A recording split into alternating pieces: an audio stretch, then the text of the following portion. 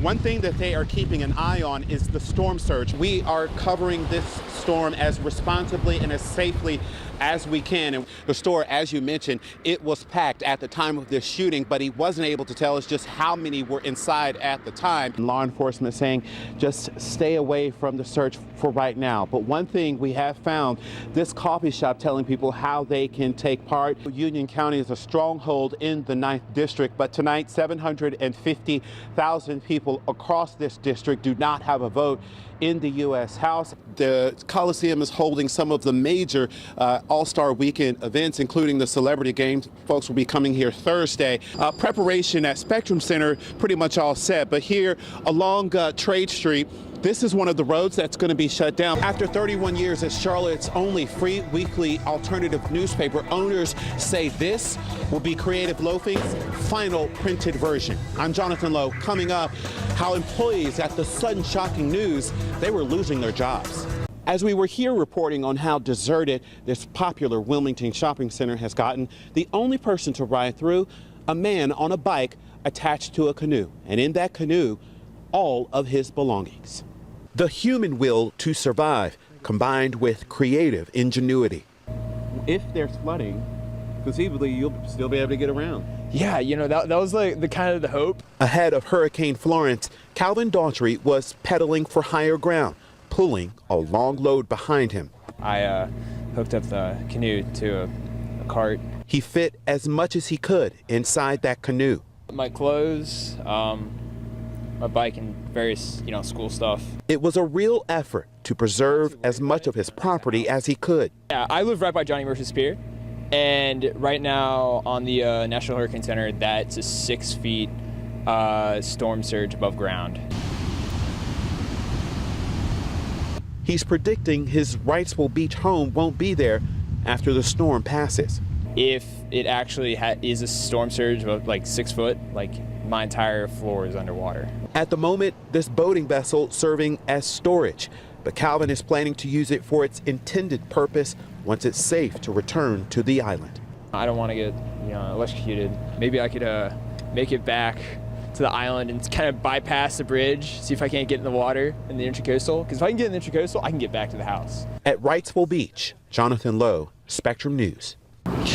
Well, Jonathan, those who are scoffing at the idea of the Mecklenburg County Commission holding their upcoming retreat in January out of town are really concerned about the local impact they feel will be lost. When it's held here at CPCC, it's the culinary students here that help prepare the food the commissioners eat.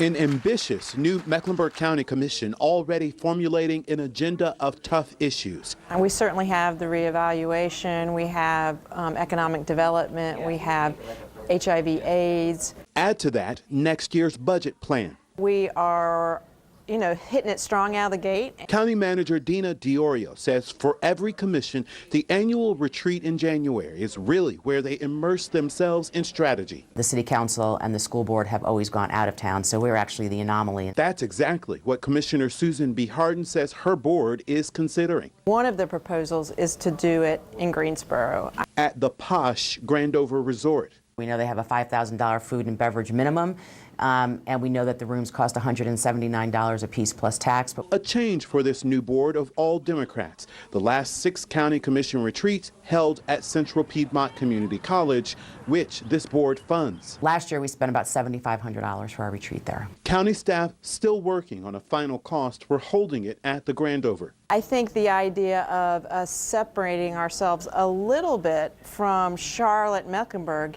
gives us the opportunity to focus lots of hours. With 4 new commissioners joining 5 incumbents, Diorio says the board has a steep learning curve. We believe that it's important for them to be able to spend time together, get to know each other, so that they can more effectively do the county's business.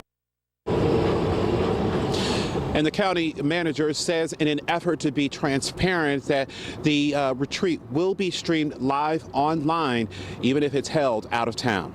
We're live at CPCC tonight. Jonathan Lowe, back to you. Charlotte-Mecklenburg police believe that suspect was able to flee after robbing a Family Dollar and then eventually make it to the scene of that officer-involved shooting using the vehicle he stole from the pastor here at South End Presbyterian Church. Before police shot and killed Michael Kelly, he had knocked on the door of South End Presbyterian Church Wednesday around noon. I said, how can I help? He said, well, I'm interested in knowing more about being a Christian. Pastor Larry James, the only one there at the time, invited Kelly in, and after talking with him for about 15 minutes, I said, well, would you like to have prayer about it? And he said, yes. So we stood, held hands together. It was then, the pastor says, Kelly turned the moment of good into pure evil. He grabbed me and raised his hand, had a box knife in his hand, and said, I will kill you. Give me your money, your wallet, your keys, and your telephone. He refused and instead fought back. And I said, no, you cannot kill me. Don't kill me. Don't kill me. Mike, no. The pastor describes an all-out fight for his life. It had to be at least 15 minutes. I mean, we were fighting up and down that hallway. Despite getting slashed by a box cutter, he calls his injuries minor. It hit me across my nose right through there. And I don't know when this one happened because I didn't feel it happen. But he says he eventually gained the upper hand. And I popped him in the jaw pretty good.